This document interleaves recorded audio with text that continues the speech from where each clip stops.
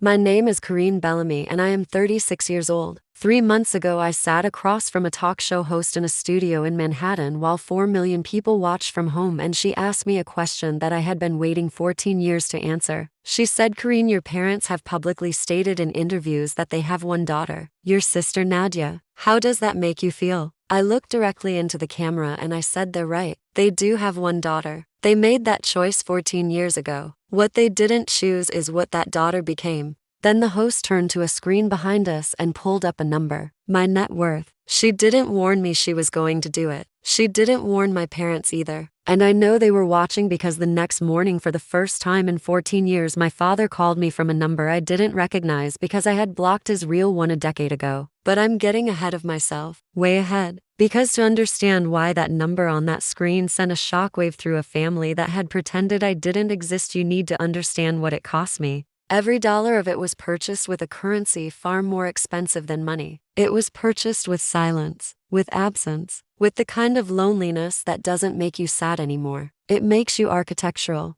Before we go any further, I want to ask you something. If you have ever been erased by the people who were supposed to love you most, hit subscribe right now. And if you already know what it feels like to succeed without anyone clapping, drop your city and your local time in the comments. I want to know where you are and what time it is in the place where you're hearing this. Now let me take you back to 2003, to a split-level house in Bridgeport, Connecticut, and to the moment I first realized that love in our family was not distributed equally. It was allocated. The Bellamy house operated on a principle that was never spoken out loud but understood by everyone who lived inside it. There was Nadia and there was everyone else. Nadia was my older sister by 4 years. She arrived in the world the way certain people do, already performing, already calibrated for maximum impact. She talked early, she walked early, she sang in the church choir at age 5 and the congregation gave her a standing ovation, and my mother cried in the pew and my father lifted her onto his shoulders in the parking lot afterward like she had just won a war.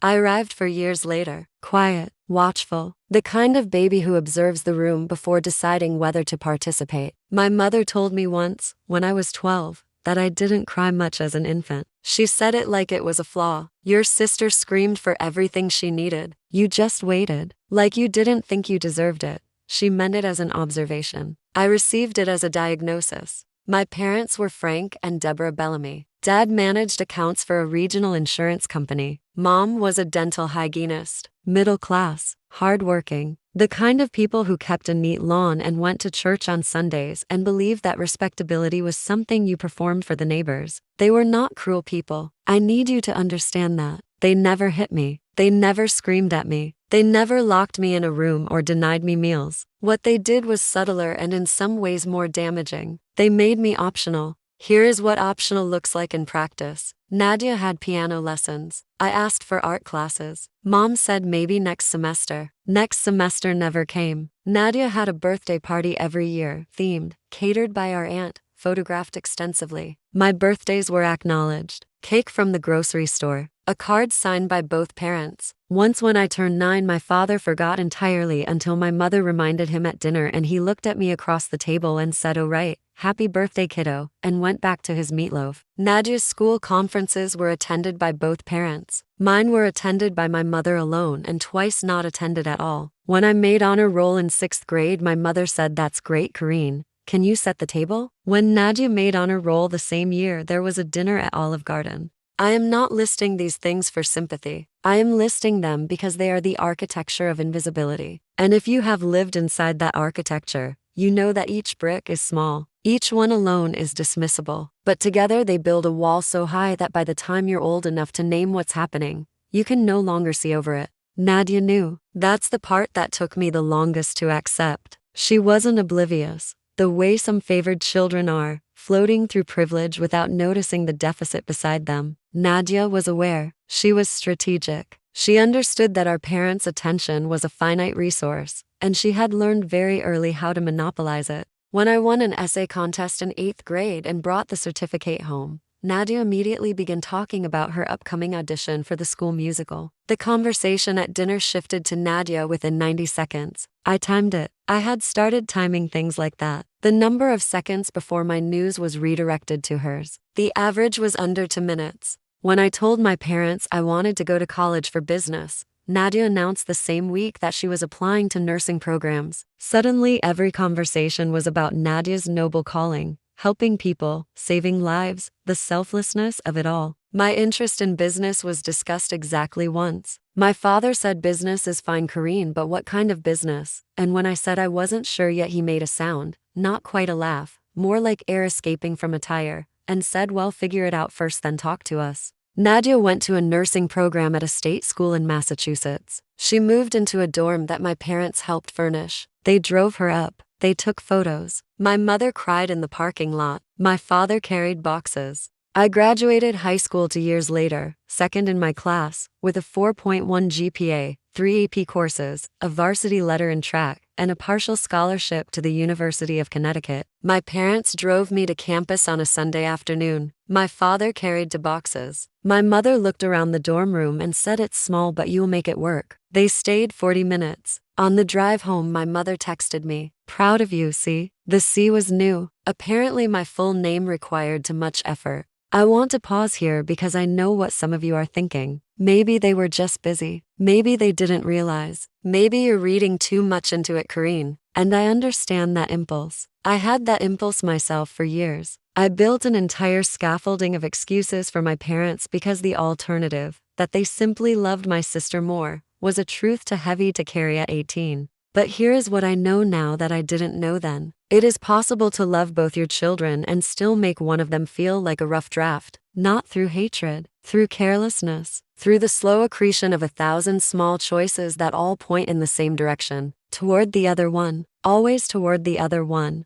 Yukon is where my life began, not the life my parents had passively expected for me, the fine life, the adequate life, the life where I figured it out on my own because no one thought my figuring was worth investing in. The real life, the one I built. Freshman year, I declared a major in business administration with a minor in computer science. This was 2009. The economy had just collapsed. People were losing houses and jobs and retirement accounts. My business professors were teaching from textbooks that had been rendered partially obsolete by real-time events happening outside the classroom windows. But I was fascinated, not by the destruction, by the patterns, by the way systems failed and what it revealed about their design. I could see the fracture points the way some people see colors, intuitively, structurally. I took an introductory course in entrepreneurship taught by a woman named Dr. Patricia Okafor. She was Nigerian-born, Wharton-educated, had founded 2 companies before the age of 35 and then pivoted to teaching because she said building companies is important but building the people who build companies is legacy. She was precise. She was demanding. She had zero patience for vagueness and even less for self-pity. First week of class, she gave us an assignment. Write a 1-page business plan for a company that solves a problem you personally have experienced.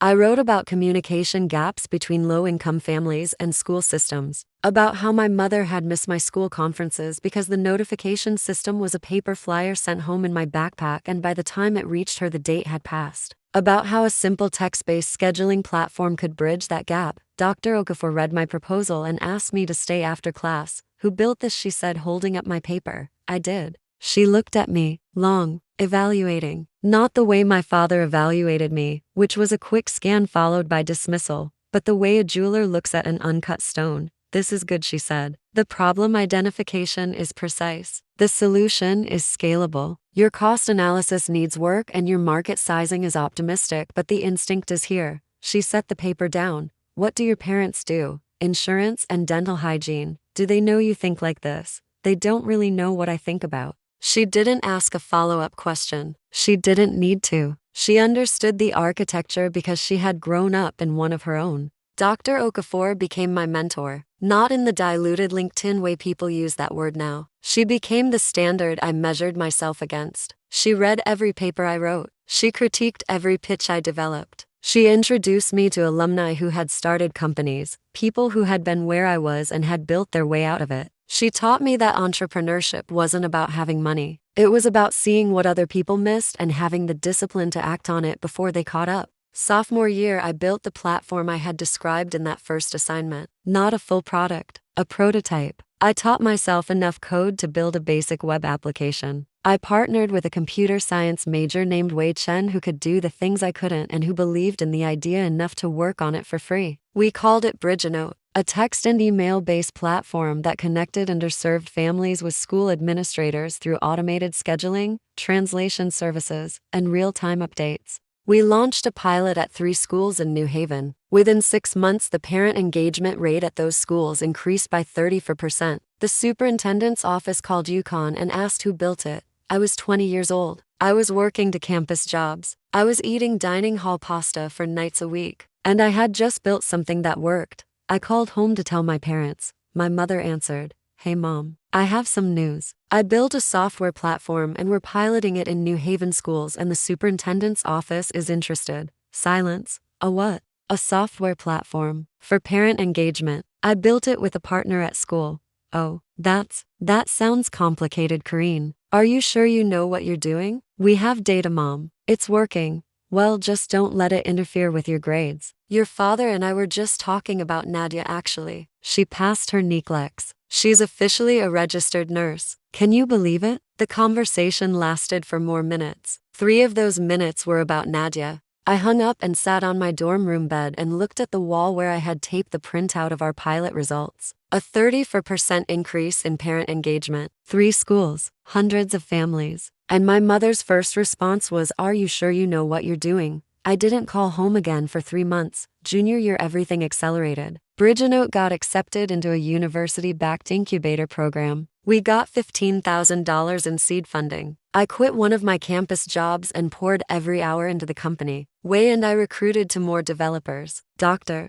Okafor connected us with an education nonprofit in Hartford that wanted to pilot the platform across 12 schools. The Hartford pilot was transformational. Not just for the schools. For me, I saw firsthand what happened when families who had been disconnected from their children's education were suddenly connected. Test scores went up. Disciplinary incidents went down. Parents who had never attended a single school event started showing up. One mother, a woman named Rosa who worked 2 jobs and spoke limited English, told me through a translator that Bridgenote was the first time she felt like the school saw her. That sentence. The first time she felt like the school saw her. I carried it in my chest like a heartbeat, because I knew exactly what it felt like to exist in a system that didn't see you. I had been raised in one. Senior year, I graduated magna cum laude. My parents came to the ceremony, both of them this time. My father shook my hand. My mother hugged me. There were photos. It was fine. Fine was the ceiling in our family for anything involving me, and I had stopped reaching for more. At the reception afterward, my father asked me what's next.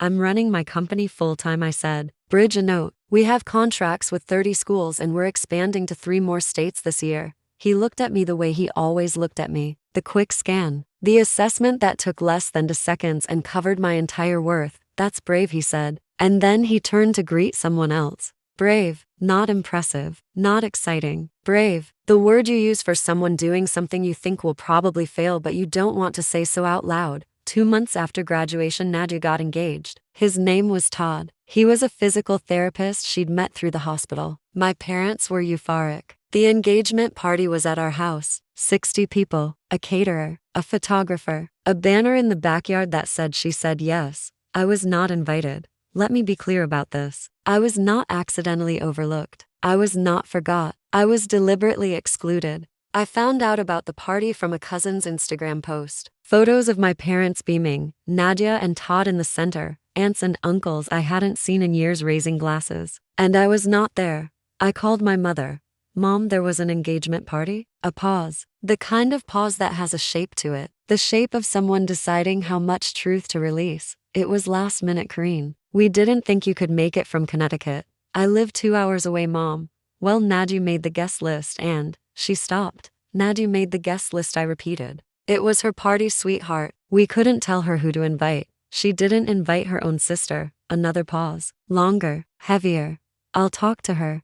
She didn't talk to her. Or if she did, it changed nothing. Because 3 weeks later I received a wedding invitation in the mail. Addressed to Kareen Bellamy. No +1. No role in the wedding party. No rehearsal dinner invitation. Just a seat in the general audience of my sister's life, which is exactly where I had always been. I didn't go. I arfed no on the card. I mailed it back. I wrote nothing else. No explanation, no excuse, no apology. My father called me the night before the wedding. First time he'd initiated a call in over a year. Kareen, your sister is getting married tomorrow. I know, and you're not coming. I wasn't invited to the engagement party, Dad. I have no role in the wedding. I was sent a general invitation with no +1. I'm an afterthought and I'm choosing not to attend in that capacity. Silence. You're being selfish. I let that word sit in the air between us. Am I? Your sister is the most important person in this family and you can't put aside your ego for one day. I heard it, every word, but I heard the middle part loudest. Your sister is the most important person in this family. Not this is an important day. Not we want you there. Your sister is the most important person. Period. Full stop. As if importance were a title bestowed at birth and mine had been given to someone else.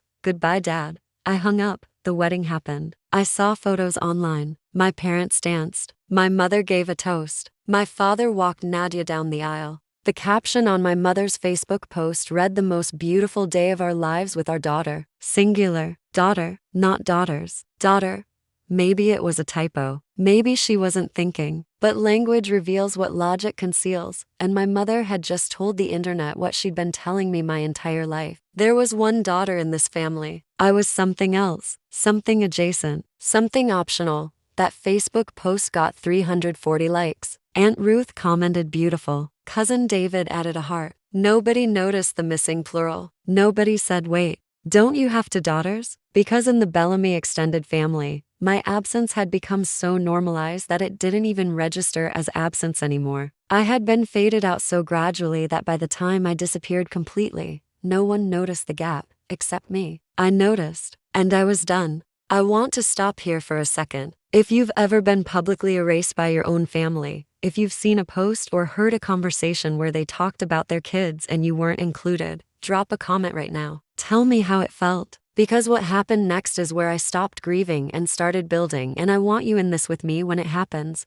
Bridge a Note grew. Not the way startups grow in movies overnight, montage, champagne. It grew the way real companies grow, painfully, iteratively, with setbacks that nearly broke me and breakthroughs that barely kept me going. Year 1 post-graduation, we expanded to 50 schools across 4 states. Year 2, we hit 200. Year 3, we landed our first major contract with the State Department of Education. Year 4, we raised a series around $3.2 million, led by a venture capital firm in Boston that specialized in education technology. By year 5, Bridge Note was operating in 14 states with over 1,200 school districts. We had a team of 45 people. We had been featured in Adweek, the Chronicle of Higher Education, and a segment on NPR about technology closing the parent engagement gap. I want to tell you about a specific moment during year 3 because it's the moment I understood that what I was building wasn't just a company. It was a correction. We were implementing Bridge a Note in a school district in rural Georgia, small town, underfunded schools, majority of families below the poverty line. I flew down for the launch event, the gymnasium, folding chairs, a projector that took 15 minutes to connect. After the presentation, a man approached me. He was maybe 50, work boots, calloused hands. He was holding a phone,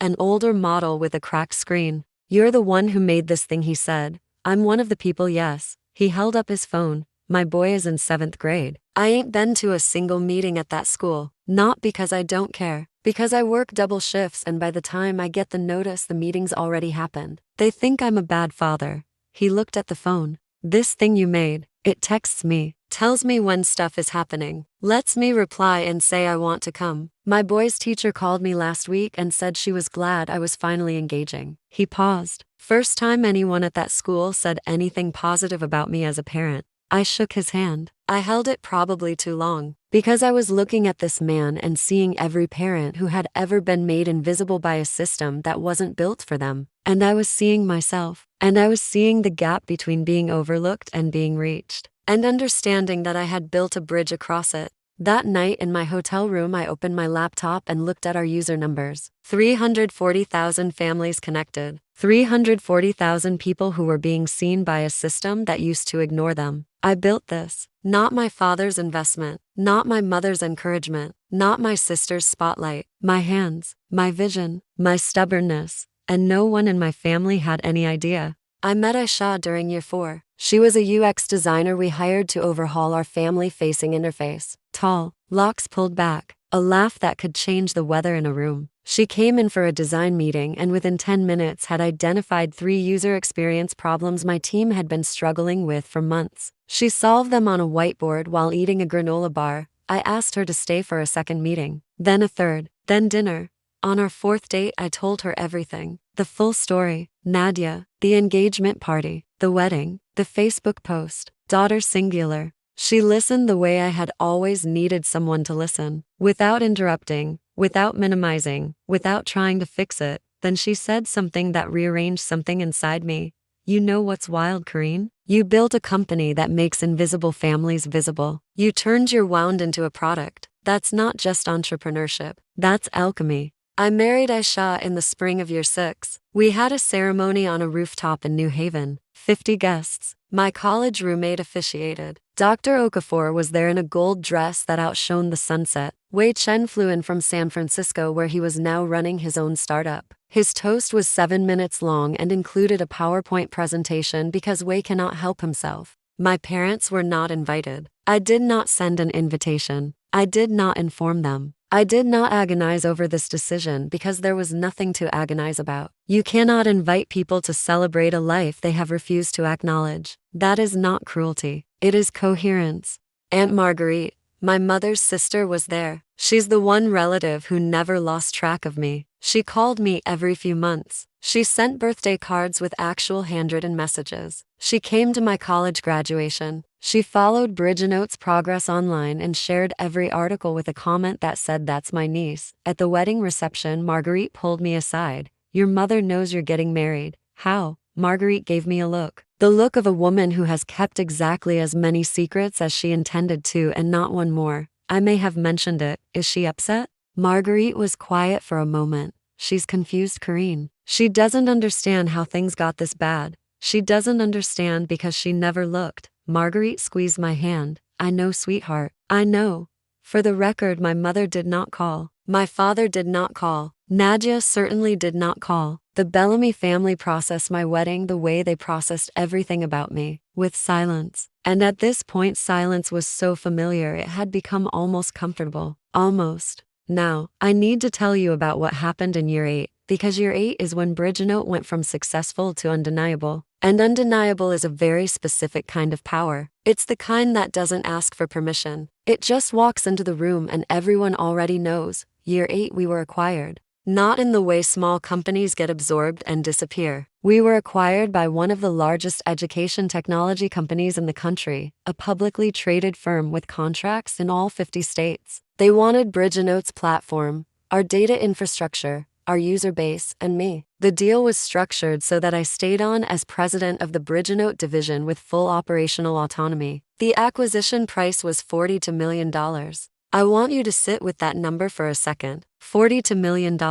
For a platform I built in a dorm room with a borrowed laptop and a partner who believed in me. For an idea I pitched in a 1-page assignment for a professor who looked at me the way no one in my family ever had. For a problem I identified because I had lived it. Because I had been the invisible child in the house where only one daughter mattered. The acquisition was covered by TechCrunch, Bloomberg, The Wall Street Journal, and every major education publication in the country. Forbes ran a profile. The headline was "The Woman Who Built a $42 million Bridge Between Schools and Families." My name was everywhere. And still, nothing from Bridgeport. Nothing from Frank and Deborah Bellamy. Nothing from Nadia. Aunt Marguerite called me the day the Forbes article ran. "Your father saw it," she said. "How do you know?" "Your mother called my sister." She was. Marguerite paused, choosing words. Rattled. She said she had no idea you were doing all this. She said your father read the article twice and didn't say a word. He didn't know. He literally didn't know. Kareen, he never looked. You know that. I know. But there's a difference between suspecting your parents never Googled you and confirming it. One is a theory. The other is a verdict. The Forbes article included a quote from Dr. Okafor. She said Kareen Bellamy is proof that excellence doesn't require permission. It only requires vision, resilience, and the refusal to accept someone else's definition of your ceiling. My father read that quote. He read it in a magazine that 8 million people subscribed to, about his daughter, the one he called brave, the one whose company he dismissed, the one whose wedding he didn't attend because he wasn't invited because he had spent 2 decades making her optional. I don't know what he felt when he read it. I can guess. But guessing about my father's feelings is something I stopped investing in a long time ago. His internal life is his problem. I have a company to run. Year 10. This is when it happened. The thing I started this story with. The interview. By now, Bridgenote was processing over 4 million family connections per month across 6,000 school districts. I had been named to Fortune's 40 Under 40. I had given a TED Talk about institutional invisibility that had been viewed 11 million times. I sat on the boards of 3 education nonprofits. And I had a house in New Haven with a yard where our 2-year-old daughter Zora chased our deeply tolerant cat Mr. Whiskers in circles every evening while we watched from the porch. It was a life, a whole real extraordinary life, built from scratch, built from silence. Then a producer from the Lena Torres show called my publicist. Lena Torres was the biggest daytime talk show host in the country, 4 million daily viewers. Her show specialized in human interest stories, entrepreneurs, people who had overcome extraordinary circumstances. She wanted me for a full 30-minute segment. My publicist said they want to talk about Bridgenote,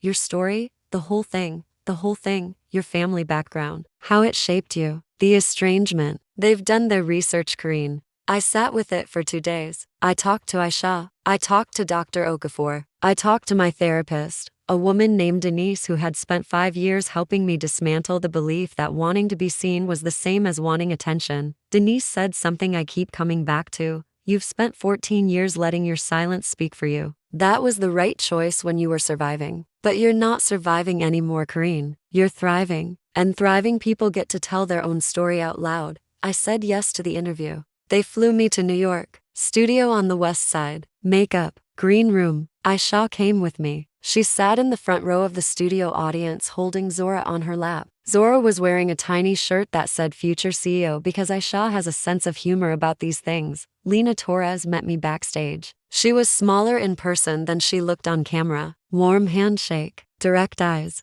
Karine, I want you to know that I read your story thoroughly. I spoke to people who know you. I know what you've been through and I want to do it justice. But I also want to be honest with you. There's going to be a moment in this interview where I push. I'm going to ask about your parents. I'm going to show something on screen that you haven't seen yet. I want your permission to go there. What are you showing? She told me. I looked at her for a long moment. Do it. The interview began. The audience was warm. Lena walked me through the early days. Yukon, Dr. Okafor, Bridgenote's origin, the pilot in New Haven, the man in Georgia with the cracked phone, the growth, the acquisition.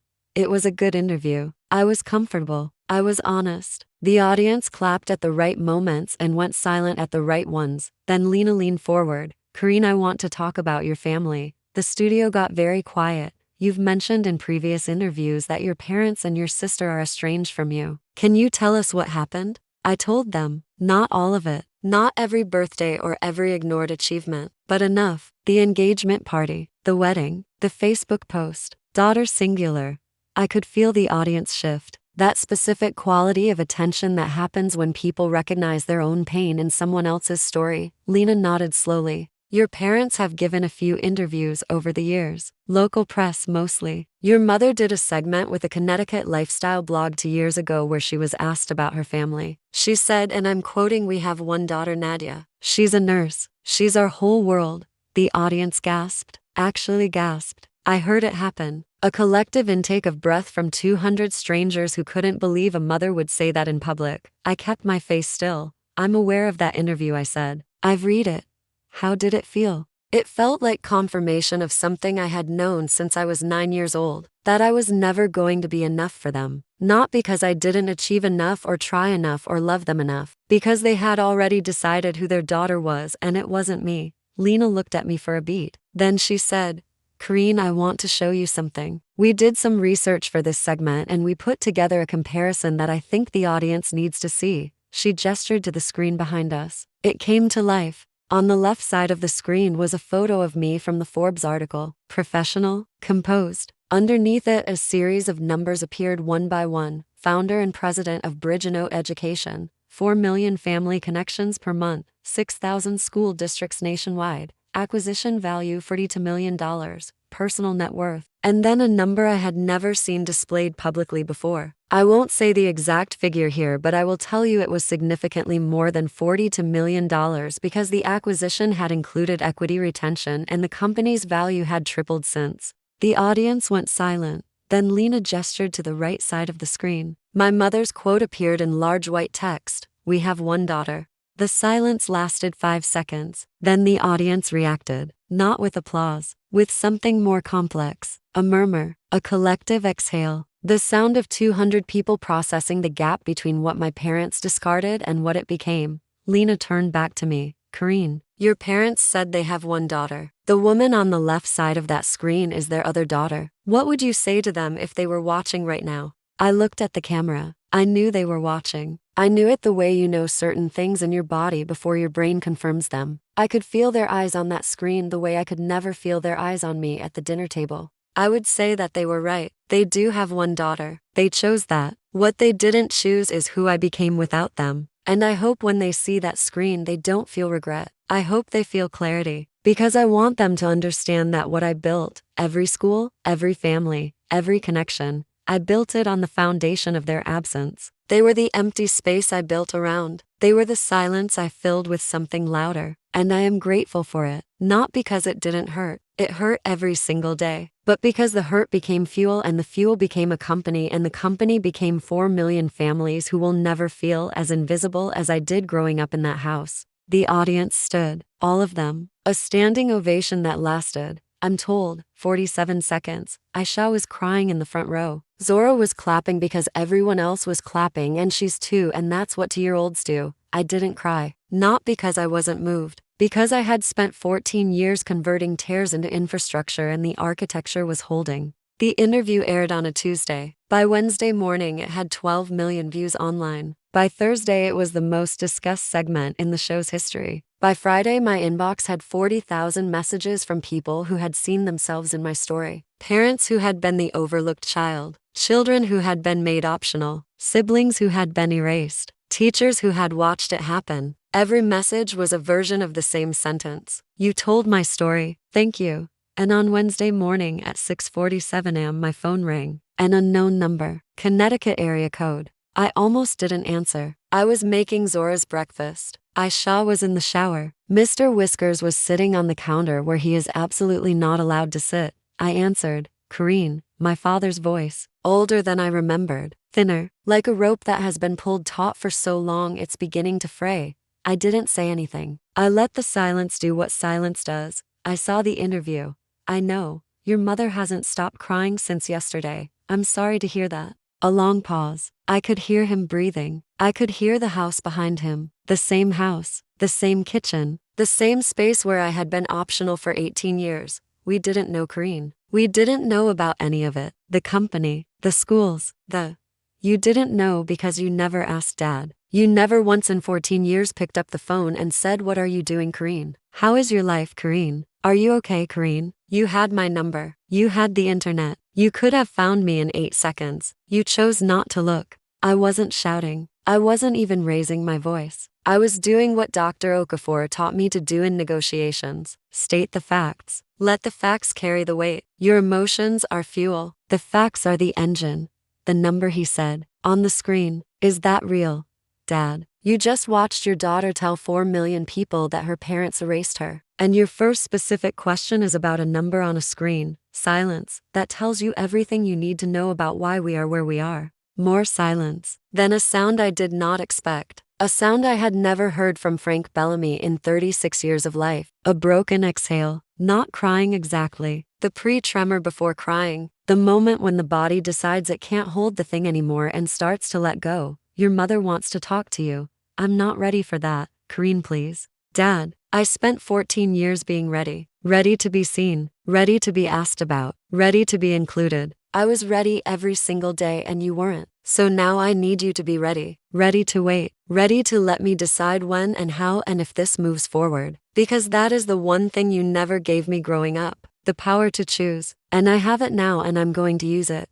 I hung up. I put the phone on the counter. Mr. Whiskers looked at me. I looked at Mr. Whiskers. Zora said mama and held up a blueberry, and that was enough. That was exactly enough. 2 weeks later, a letter arrived at my office. Handwritten. My mother's handwriting. I recognized it from the birthday cards, the ones that always said love mom and dad but were only ever written by her. I didn't open it for 3 days. It sat on my desk next to my computer, next to the framed photo of Aisha and Zora, next to the small glass award from the Department of Education that I use as a paperweight. I looked at it every morning when I sat down and every evening when I stood up, and I let it exist there, unopened, the way my parents had let me exist, unexamined, for decades. On the fourth day, I opened it. It was 4 pages, front and back. The handwriting got shakier as it went. She wrote about the day I was born, how I came out quiet, how the nurses said I was the calmest baby they'd seen, how she held me and felt a love so overwhelming it frightened her. She wrote that she didn't know when she started failing me, that it wasn't one moment but 1,000 moments. 1,000 times she chose the path of least resistance, and the path of least resistance always led to Nadia because Nadia demanded and I accepted. She wrote that my silence as a child had been misread as contentment, and that by the time she realized it was resignation, it was too late to undo the damage. She wrote about watching the interview. She described sitting in the living room with my father. She described the moment the number appeared on screen. She said my father put his face in his hands and said, "Oh God." She said he stayed like that for the rest of the segment. She said when it was over, neither of them spoke for 20 minutes. She ended the letter with this: I have one daughter. I have said those words and I have lived those words, and I was wrong. I have 2 daughters. I have always had 2 daughters. One of them I held close and the other I held at a distance, and the one I held at a distance built something so extraordinary that 4 million families can feel her arms around them even if I never put mine around her enough. I don't know if you'll let me back in. I don't know if I deserve to be let back in, but I want you to know that I see you, Kareen. Finally and completely, I see you. I read it twice. I put it down. I picked it up. I read it again. Then I called Aisha. She answered on the first ring. She always answers on the first ring when it's me. I read her the letter, all 4 pages. My voice was steady for the first 3. It cracked on the 4th, on the sentence about 4 million families feeling my arms around them. Because my mother, in all her failure and all her lateness, had identified something I had never consciously articulated. I built Bridge a Note to hold the families that systems forgot. I built it because I was a family that my family forgot. The product was the wound turned inside out and made useful. Aisha was quiet when I finished. Then she said, "What do you want to do with this?" "I want to wait," I said. "I want to wait and see if this is a letter or a beginning. Letters are easy. Beginnings are hard." "That's my girl," Aisha said. A month later, I agreed to a phone call with my mother. Just her, not my father, not Nadia. One call, 30 minutes. Boundaries set in advance through Aunt Marguerite, who served as the intermediary because every negotiation needs a neutral party. The call was on a Saturday morning. Aisha took Zora to the park. I sat in my home office with a cup of coffee and a notepad because I process things better when I can write them down. Mom answered on the first ring. Kareen. Her voice was stripped of everything. No performance, no deflection. Just my name spoken the way it should have been spoken 1,000 times before. Like it mattered. "Hi, Mom." We talked for 40 minutes, not 30. I let it go over because she was saying real things, and real things don't fit neatly into scheduled time slots. She told me she had started therapy. My father had not. She told me Nadia knew about the interview and had not called me. She told me Nadia's reaction had been defensive. "She's always been dramatic," was apparently what Nadia said. My mother told me that for the first time she had pushed back against Nadia. She told Nadia that she was wrong, that I was not dramatic, that I was the least dramatic person in this family because I had processed the most pain with the least noise. "I don't know if Nadia will ever come around," she said, "but I'm not going to pretend anymore. I'm not going to choose ease over truth." I wrote that down on my notepad. Ease over truth. That was the operating system of my childhood. Every time my mother chose not to fight for me, she was choosing ease. Every time my father dismissed me, he was choosing the comfort of his existing framework over the disruption of reconsidering it. Near the end of the call, she asked about Zora. "I have a granddaughter," she said, and her voice broke on the word. "I have a granddaughter I've never met." "You do?" "Can I? Someday? When you're ready? Can I meet her?" "Someday, Mom. When I'm ready."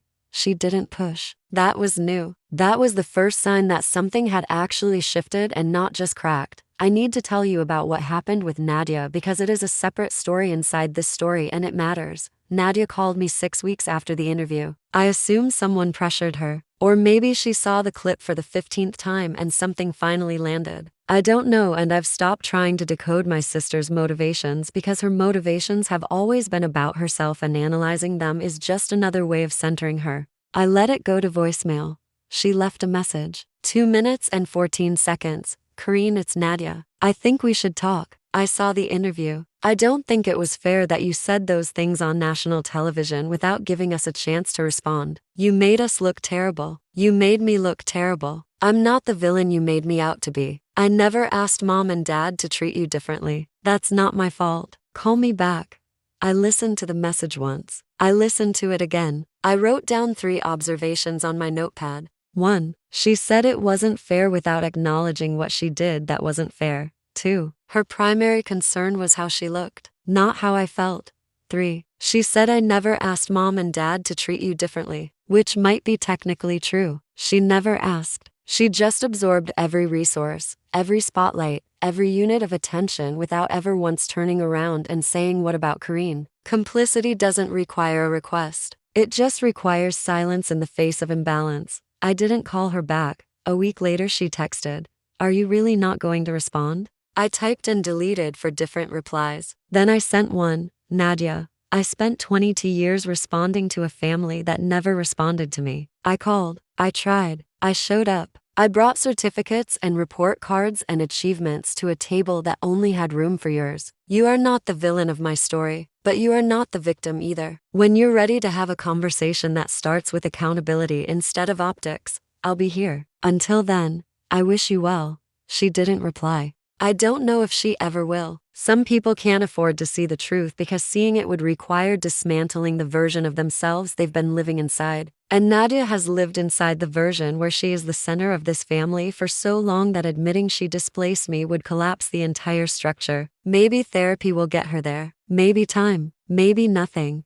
I can't control that. I can only control the door. My father. We need to talk about my father. He has not called again since that first morning. My mother tells me through Marguerite that he reads every article about me. He has a Google alert set for my name now. 14 years too late, but active. He watched my TED Talk. He watched it twice. My mother found him in his office watching it the second time, and she said he was taking notes. Taking notes. My father. The man who dismissed my business plan. The man who called my career brave. The man who never came to a single science fair or school event that didn't feature Nadia. He is sitting in his home office taking notes while his daughter explains institutional invisibility to 11 million people. I don't feel satisfaction about this. I want to be clear. I thought I would. I thought that if this moment ever came, the moment where my father was forced to see what he missed, I would feel something victorious, something sharp and clean and final. Instead, I feel tired. Not the exhaustion of someone who has worked too hard. The tiredness of someone who carried a question for 36 years and finally received an answer they already knew. Was I enough? Yes, I was always enough. The measurement was broken, not me.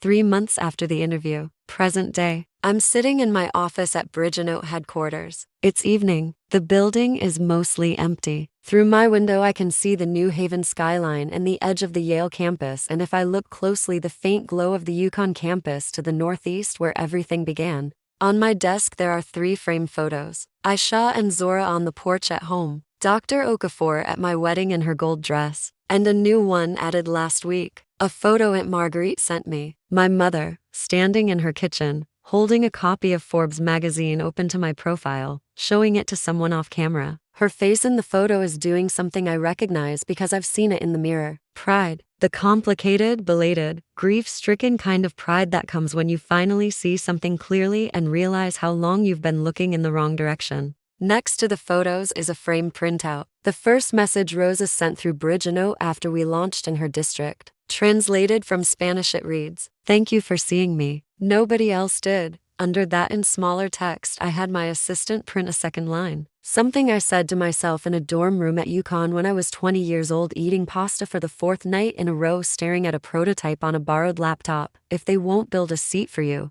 build the whole table. That line isn't on our company website. It's not in my TED Talk. It's just for me. A reminder of the moment I stopped waiting for an invitation and started constructing my own room. My mother and I have had 4 phone calls now, each one longer than the last, each one more honest. She is in therapy. She is doing the work. I can hear it in her voice. The way she pauses before speaking now. The way she catches herself when she starts a sentence with your sister and redirects. The way she asks questions about Zora with a hunger that tells me she understands what she's missed and is terrified of missing more. Last week she asked if she could visit. I said not yet. She said okay. She didn't push. She didn't guilt. She said okay, Karine, whenever you're ready, and I believed her. My father remains at a distance, not because I've closed the door but because he hasn't walked through it. He is a man who has spent his entire life in the posture of authority, and asking his daughter for access requires a posture he has never practiced. Vulnerability. I won't teach him how to be vulnerable.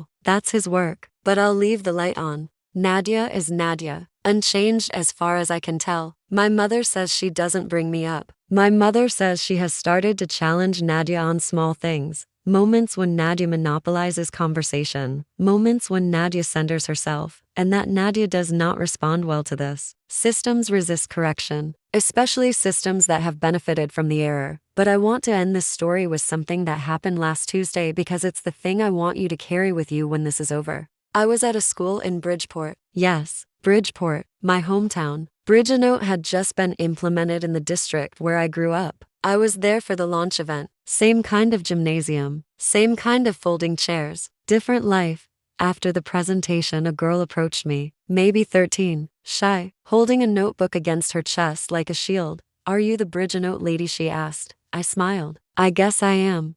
She opened her notebook. Inside was a printout of my Forbes profile. She had highlighted 3 sentences in yellow marker. This part, she said, pointing, where you talk about being invisible in your own family. She looked up at me. That's me. I knelt down so we were eye level. What's your name? Destiny. Destiny. Can I tell you something that took me 20 years to learn? She nodded. The people who make you feel invisible are not the ones who decide whether you shine. You decide that. You decide how bright. You decide how far. And someday the people who couldn't see you are going to squint. She smiled. Small, careful. The smile of someone who wants to believe something but has been disappointed too many times to commit. I know that smile. I wore it for 18 years. I pulled a business card from my pocket and wrote my personal email on the back. You email me anytime. About anything. School, business ideas, whatever you're working on. I will read every single one and I will write back. She took the card, held it with both hands, looked at it like it was made of something precious. Thank you, she said. Then she walked back to her seat, and I stood up and looked out at that gymnasium full of families in the town where I grew up, invisible. And I thought about the fact that I was standing here, that I had come back, not as the overlooked daughter, not as the optional child, as the woman who built the bridge, and the bridge held. My name is Karine Bellamy. I am 36 years old. I am the founder and president of Bridgenote Education. My company serves 4 million families. My mother is learning to see me. My father is learning to ask. My sister is learning that the spotlight has a shadow and she has been standing in someone else's light for a very long time. And somewhere in Bridgeport, a 13-year-old girl named Destiny is holding a business card with my email on it, deciding whether she believes what I told her. She will. It might take time. It might take years, but she will, because I did. If this story resonated with you, if it made you think about who overlooked you and what you built anyway, leave a comment. Tell me about destiny in your life. Tell me about the table you built when no one saved you a seat. And if you haven't subscribed yet, this is your moment, because the next story I'm going to share is one that I think will hit even harder than this one. Thank you for being here. I'll see you next time.